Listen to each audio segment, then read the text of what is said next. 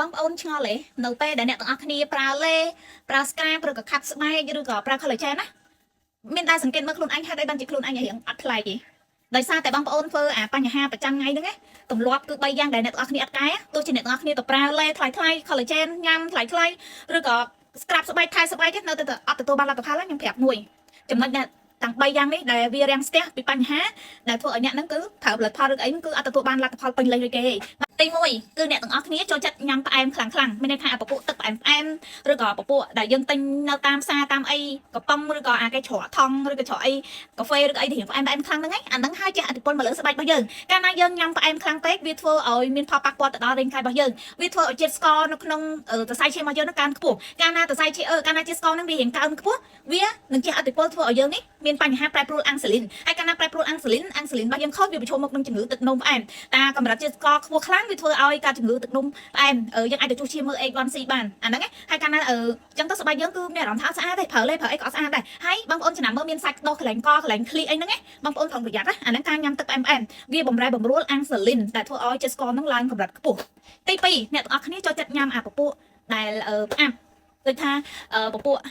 ស្អីក៏ដោយរបៀបដូចថាប្រហិតឬអាគេបកកទុកអីហ្នឹងអាហ្នឹងវាមានសារធាតុគីមីខ្ពស់មែនតើពួកអីកាលណាផលិតផលហ្នឹងវាកកទុកយូរឆ្នាំសារធាតុគីមីក៏ច្រើនដែរនៅពេលដែលយើងញ៉ាំអាហ្នឹងយូរទៅវាមានបញ្ហាដល់កាពះពោះវៀនរបស់យើងទៀតហើយវាជះឥទ្ធិពលមកលើស្បែករបស់យើងគឺទី1គឺធ្វើឲ្យស្បែកយើងរៀងស្ងួតឡើងស្នាមអិចជ្រុយហើយស្បែកយើងក្រាំងសក់អត់ម៉ត់អត់ភ្លឺឡងទេដោយសារតែយើងញ៉ាំអាពពួកដែលបង្កកទុកអាពពួកមីកាទៀវឬក៏ពពួកប្រហិតឬក៏ពពួកសាច់អាំងសាច់អីឬក៏សាច់ប៉ាតេអីដែលគេធ្វើបកកទុកយូរហ្នឹងអាហ្នឹងជាបញ្ហាដែលធ្វើឲ្យស្បែកយើងអត់ស្អាតទេហើយពពួកផ្អាប់ពេលតែញ៉ាំទៅវាអាចបំរែបំរួលអរម៉ូនវាធ្វើឲ្យស្បែកយើងរៀងឡើងស្ងួតស្អាតឡើងស្នាមអុចខ្មៅឬក៏អ្នកខ្លះគឺឡើងមុនយកតែម្ដងអាហ្នឹងហើយស្បែកយើងងាយរោឡើងហើយឡើងអុចអីចឹងងាយអាឡែកស៊ីទៀតអាហ្នឹងគឺបញ្ហាគឺយើងចូលចិត្តញ៉ាំរបស់ដែលមានសារធាតុផ្អាប់សារធាតុគីមីហ្នឹងគឺស្បែកយើងទោះជាបងប្អូនខំកែខៃខំលាបលេខំស្ក្រាបស្បែកមិនក៏ទទួលលទ្ធផលអត់បានពេញលេញដូចគេដែរទី3គឺចំណុចសំខាន់ណាស់ទី3ហ្នឹងគឺការកេង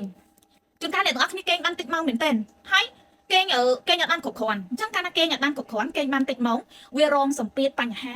សុខភាពយើងទាំងមូលវាអាចប្រឈមមុខនឹងជំងឺទឹកនោមផ្អែមវាអាចប្រឈមមុខនឹងជំងឺដូចថា stress ខ្លាំងហើយជួនកាលយើងមើលទូរស័ព្ទច្រើនពេលយប់អ្នកដែលគាត់ចូលចិត្តមើលទូរស័ព្ទឬក៏លេងហ្គេមច្រើនជាប្រចាំថ្ងៃ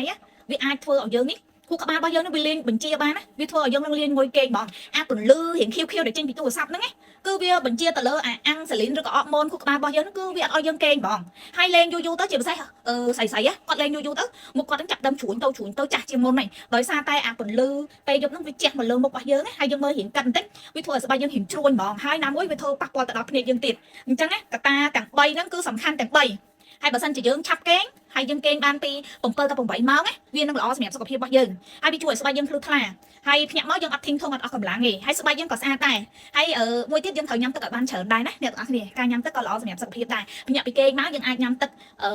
មួយកែវអីចឹងទៅព្រោះយើងកេងមួយយប់យើងបាត់បង់ជាតិទឹកហើយអញ្ចឹងយើងត្រូវការភ្ញាក់ពីគេមកភ្លាមយើងញ៉ាំទឹកមួយកែវភ្លាមញ៉ាំទឹកក្តៅក៏បានទឹកត្រជាក់ក៏បានដែរអញ្ចឹងសម្រាប់ពីខ្ញុំទៅអ្នកទាំងអស់គ្នាត្រូវគិតទាំងអស់3ចំណុចហ្នឹងហើយកុំបាច់ឆ្ងល់ថាហេតុអីបានគេប្រើប្រាស់ផលិតផលតិចតួចទេតែគេទទួលបានលទ្ធផលហើយអាខ្លួនឯងនេះប្រើ skin care ស្អីរាប់រយដុល្លារ collagen ផង scrub ស្បែកឆောင်းទៅនៅទៅទទួលមិនបានផលដោយសារតែយើងអត់មើលពីចំណុចប្រចាំថ្ងៃរបស់យើងហ្នឹងបើសិនជាយើងរៀបចំអាហារដូចថាយើងញ៉ាំតែរបស់ស្រស់ដូចជាបន្លែស្រស់ទឹកផ្លែឈើដែលយើងកិនស្រស់ញ៉ាំហើយយើងកុំញ៉ាំផ្អែមពេកអានឹងស្បែកយើងក៏ស្អាតដែរហើយអាកត្តាដែលយើងញ៉ាំចូលទៅក្នុងខ្លួនទាំងអស់ហ្នឹងគឺវាជះមកលើស្បែករបស់យើងខាងក្រៅហ្នឹងវិញអញ្ចឹងអ្នកទាំងអស់គ្នាពីខ្ញុំទៅខ្ញុំសូមចែករំលែកប៉ុណ្ណឹងហើយចង់ឲ្យអ្នកទាំងអស់គ្នាជួយ share វីដេអូនេះចែករំលែកទៅដល់មត្តរីឲ្យពួកគាត់បានដឹងផងខាងលោកថាគាត់ប្រើ skin care រាល់ថ្ងៃហើយគាត់អត់ដឹងថាប្រើគេដែរមិនក៏អត់ស្អាតមិនគេស្អាតជាងយើងអីចឹងណាដោយសារតែចំណុចហ្នឹងអញ្ចឹងបងប្អូនជួយ share ចែករំលែកម្នាក់មួយផងតែបើសិនអ្នកទាំងអស់គ្នាមានសំណួរឬក៏ចម្ងល់បងប្អូនអាច comment នៅខាងក្រោមវីដេអូរបស់ខ្ញុំឲ្យខ្ញុំបានដឹងផងហើយបើសិនជាខ្ញុំនិយាយទៅមានចន្លោះខុសឬក៏ខ្ញុំនិយាយខុសបងប្អូនខមមិនប្រាប់អ្នកគ្នាអូខេបាយបាយអ្នកនរគ្នា